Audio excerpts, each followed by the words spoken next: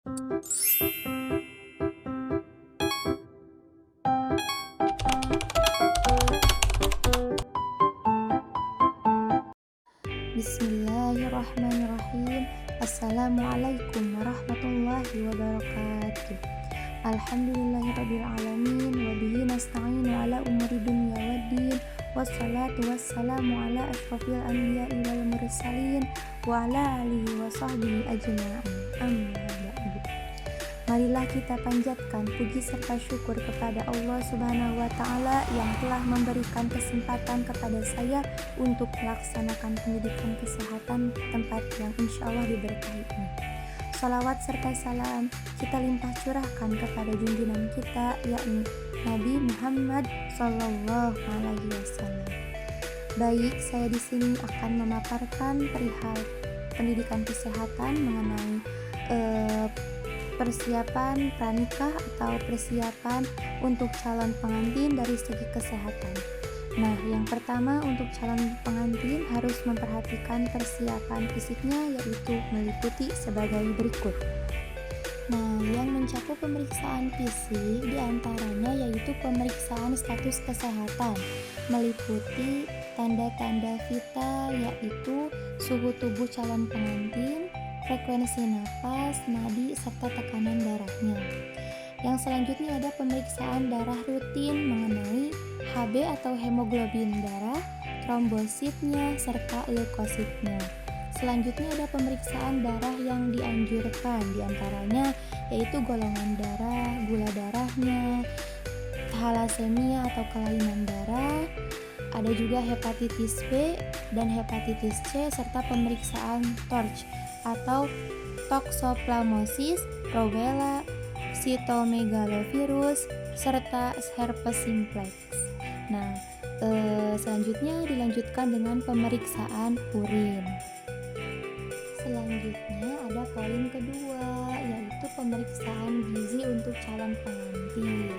Nah, untuk pemeriksaan gizi ini merupakan peningkatan status gizi calon pengantin, terutama perempuan, melalui penanggulangan KIK atau kekurangan gizi kronik, serta anemia. Nah, apa saja asupan gizi yang baik untuk capin atau calon pengantin? Nah, yang pertama meliputi penuhi kebutuhan zat besi untuk mencegah anemia. Contohnya mengkonsumsi daging ayam tanpa lemak, sayur hijau, kacang-kacangan, dan lain-lain. Yang kedua, cukupi kebutuhan vitamin B12 untuk menjaga kesehatan syaraf serta menyehatkan sel darah merah. Contohnya seperti ikan, telur, kerang laut ataupun seafood hingga ati ayam.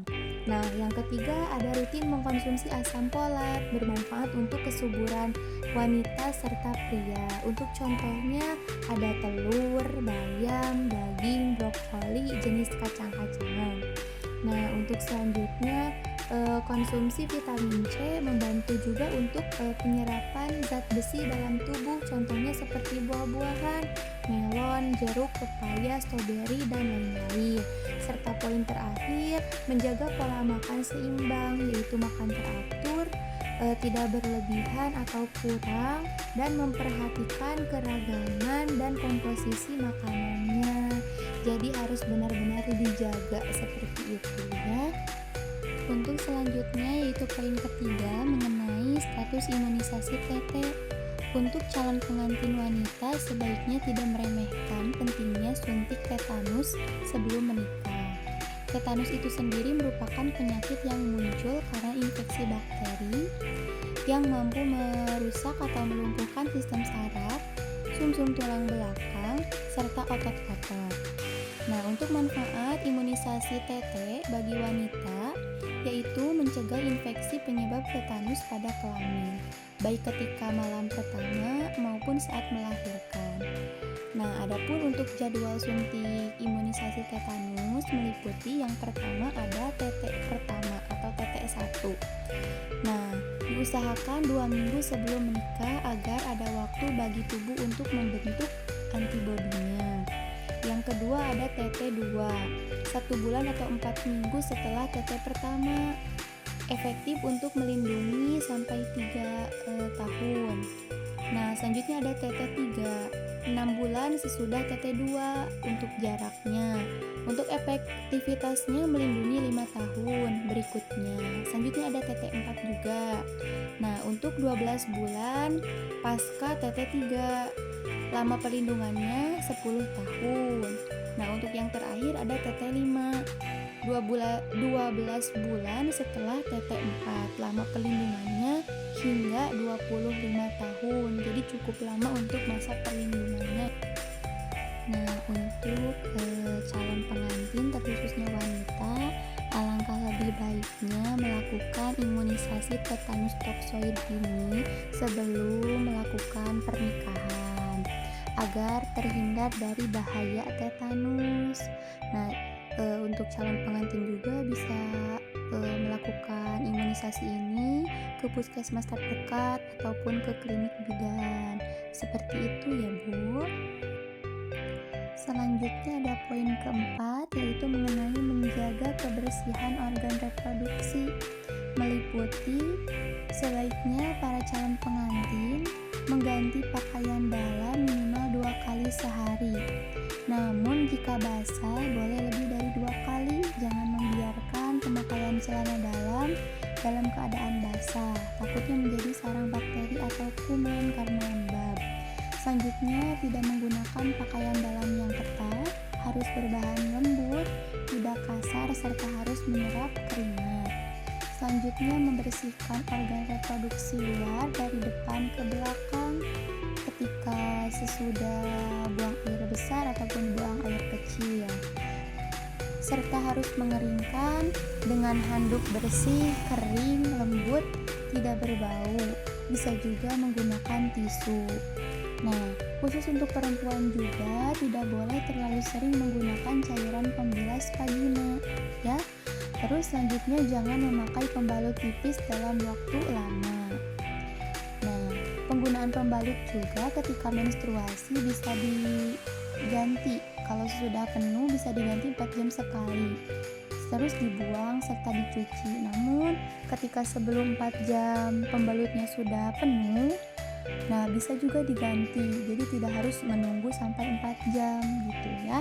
Selanjutnya bagi perempuan yang sering keputihan, berbau dan berwarna kekuningan ataupun kehijauan, usahakan langsung diperiksakan ke petugas kesehatan. Untuk laki-laki dianjurkan sebelum menikah harus disunat untuk kesehatan. Nah, seperti itu bisa dipahami mungkin ya.